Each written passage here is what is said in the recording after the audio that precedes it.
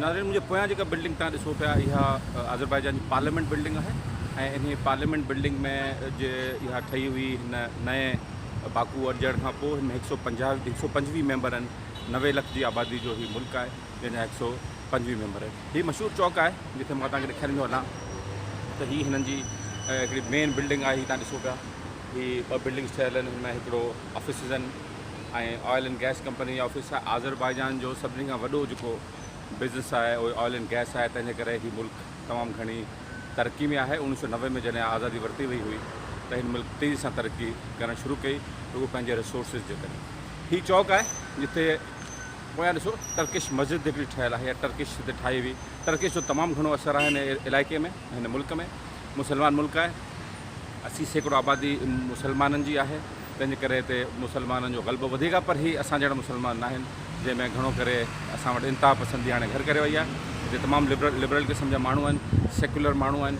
80% मुसलमान, 20% जेके आहिनि यहूदी बि आहिनि ऐं क्रिश्चन बि हिते रहनि था ऐं पंहिंजे मज़हब खे हू फॉलो कनि था। हीअ तव्हां ॾिसो पिया पोयां बि हीअ हिननि जी मुख़्तलिफ़ क़िस्म जूं जायूं ठाहियल आहिनि। हीअ तव्हां ॾिसो हुन सां गॾोगॾु मस्जिद सां गॾोगॾु हिकिड़ो हुननि ठाहियो आहे टर्की जी तरफ़ां मोनूमेंट टाइप जंहिंमें हू ॿुधाईंदा आहिनि त हुननि यादि ॾियारींदा आहिनि त कीअं टर्किश जेको आहे पहिरियों भेरो मदद कई हुई। पहिरीं जेका आज़ादी जी जंग हुई अज़रबैजान जी जंहिंमें टर्किश हिननि जी मदद कई हुई उन्हनि जी यादि में इहो हिते मोनूमेंट ठाहियो वियो आहे। ॿी आज़ादी जंग 1990 खे चवनि था जॾहिं हिननि सोवियत फेडरेशन खां आज़ादी हासिलु कई हुई। त हीउ सिलसिलो हिन चौक जो आहे।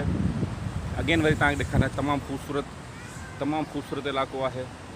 बहितरीनु मेंटेन कयल आहे। हिन जा पार्क्स बहितरीनु मेंटेन कयल आहिनि। हिननि जा इलाइक़ा बहितरीनु मेंटेन कयल आहिनि।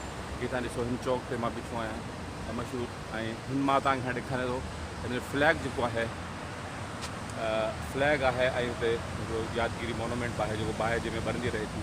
हीअ हुननि जो इलाइक़ो आहे। त हिन चौक खां हाणे तव्हांखे वरी वधीक ॿिए इलाइक़े में वेंदासीं तव्हांखे बाकू जूं ॿी इंफॉर्मेशन तव्हांखे ॾींदासीं।